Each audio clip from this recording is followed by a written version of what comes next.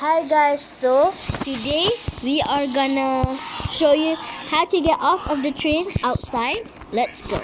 First we're gonna be small and then we're gonna take this thing. We're gonna have to really get it in. Okay. Wait.